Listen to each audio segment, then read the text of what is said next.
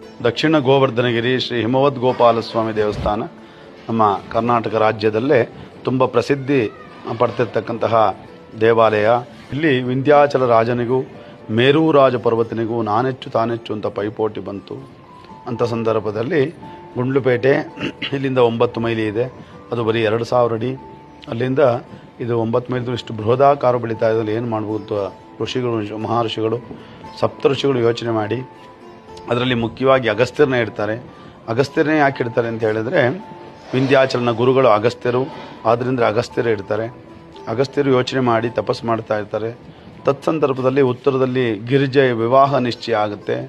ದೇವಾನು ದೇವತೆಗಳೆಲ್ಲ ಆ ಕಡೆ ಹೊಟ್ಟೋದಾಗ ಭೂಮಿ ಒಂದು ಕಡೆ ವಾಲ್ಬಿಟ್ರೆ ಏನು ಮಾಡೋದಪ್ಪ ಅಂತ ಯೋಚನೆ ಮಾಡಿ ಇದಕ್ಕೆ ಸಮಂಜಸವಾದ ಪುರುಷ ಯಾರು ಅಂತ ಯೋಚನೆ ಮಾಡ್ತಿರುವಾಗ ಇದಕ್ಕೆ ಸಮಂಜಸವಾದ ಪುರುಷ ಕೃಷ್ಣ ಪರಮಾತ್ಮ ಅಂತ ಕೃಷ್ಣ ಪರಮಾತ್ಮ ಹತ್ರ ಮೊರೆ ಹೋಗ್ತಾರೆ. ಆಗ ಕೃಷ್ಣ ಪರಮಾತ್ಮ ಒಪ್ಪಿ 3 ಷರತ್ತುಗಳನ್ನ ಹಾಕ್ತಾರೆ. ಒಂದೇನಪ್ಪ ಅಂತ ಹೇಳಿದ್ರೆ ನಾನು ಸಕುಟುಂಬವಾಗಿ ಬಂದು ನೆಲೆಸಬೇಕು ಅಂತ. ಒಳಗಡೆ ಮೂರ್ತಿ ನೋಡಿದ್ರೆ ಏಕಶಿಲಾ ಮೂರ್ತಿಯಾಗಿದ್ದಾರೆ. ರುಕ್ಮಿಣಿ, ಸತ್ಯಭಾಮ, ಗೋವುಗಳು, ಗೋಪಿಕಾ ಸ್ತ್ರೀಯರು